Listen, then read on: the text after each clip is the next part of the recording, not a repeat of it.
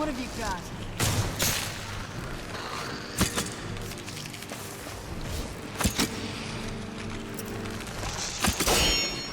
I'm not gonna die like this.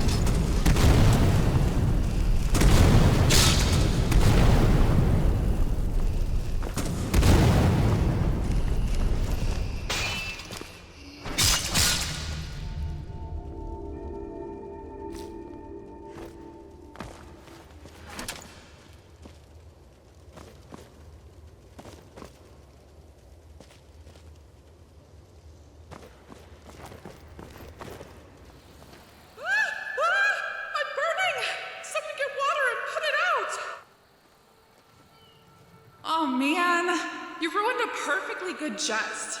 Something that intelligence does all the time, unfortunately. I was hoping that merchant was still walking around nearby and might have rushed to help me. The look on their faces. But you're no fun, are you? Ugh.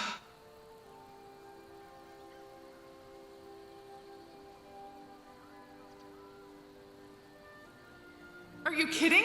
Most of us are sorry sack that old conjurers and thieves summoned to help in a fight. But I don't need any of that. I'm just here to have fun.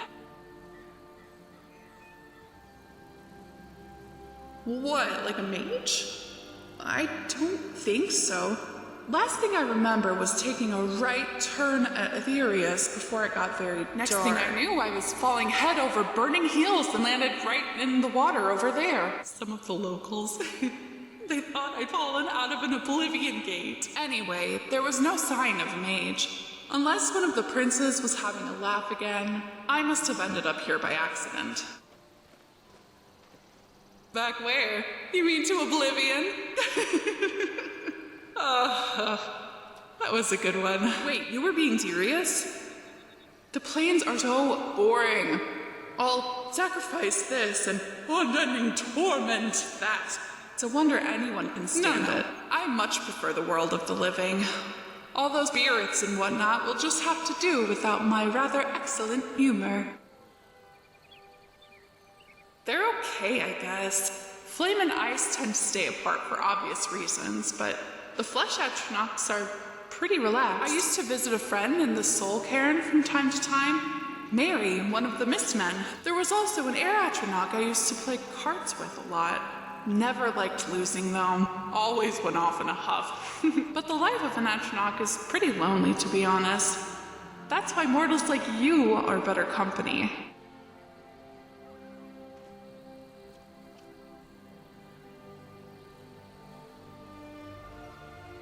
Nice to meet you. I'm Nellie. Or a source of pain, depending on who you ask and whether they like my jests. Or skills with fire, for that matter. Of course. Make sure to visit me again. I promise there won't be any fires this time. Your eyebrows are definitely still attached and normal. Yes, nothing to see here.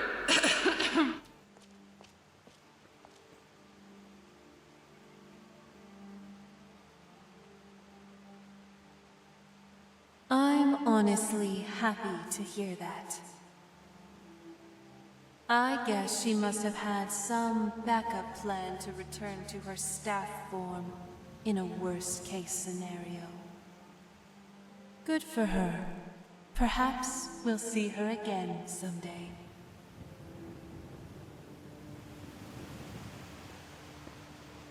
My pleasantries to you.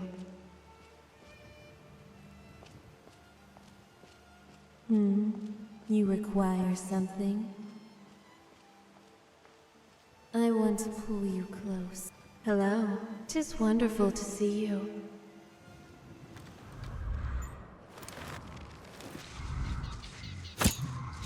All right, let's do this.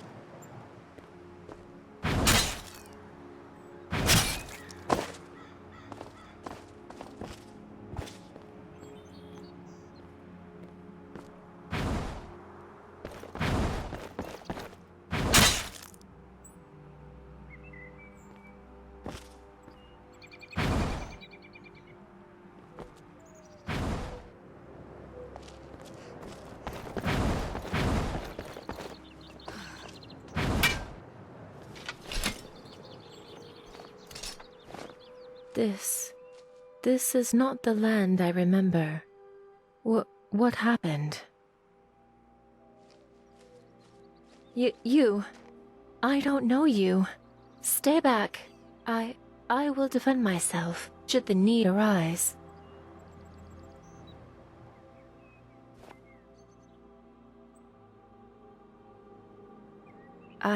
Yes.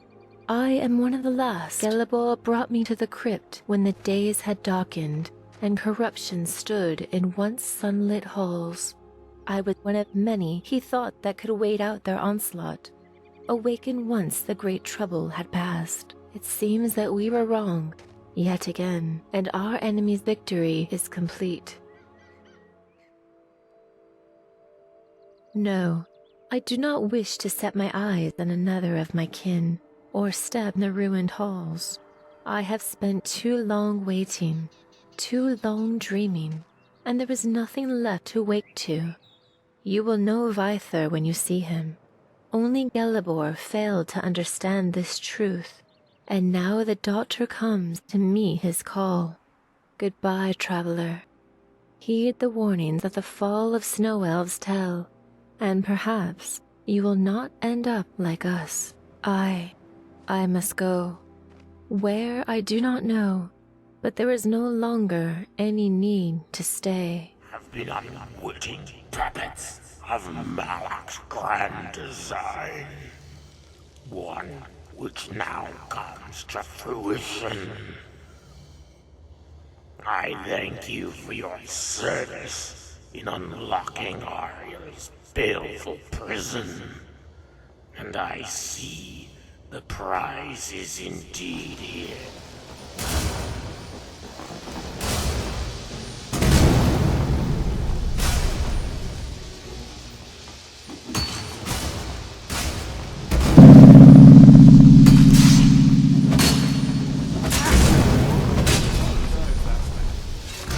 We've done it! Oh my, that was quite good. Yes, it was, but we managed to pull through in the end. Latoria was sure she was going to get killed. Well, you managed to pull through in the end. We all did. Too true. Well, I don't know about the rest of you, but I'm anxious to get back home. Despite all that we've uncovered that still needs study, all this excitement in combat has me quite weary. Same here. I certainly have a few wounds that are going to take some time to mend, that's for sure. Well, you had best take care of the Ned Crescent Guildmaster. Lock it away in the Daedric Gallery. Yes, indeed. I have a fitting spot all ready for it in the museum, locked away with the rest of its baleful brothers and sisters. Well, I suppose we should get to packing up then. Before we do, however, I'd like you all to join me in a toast. Firstly, to Professor Patero Murasi, friend, mentor, and colleague. You will be sorely missed, my friend, but I'd like to dedicate this victory to your memory. Yes. To Murasi! And secondly, to our Guildmaster, without whom we would have never had many of the great opportunities we've had to explore the world of Skyrim.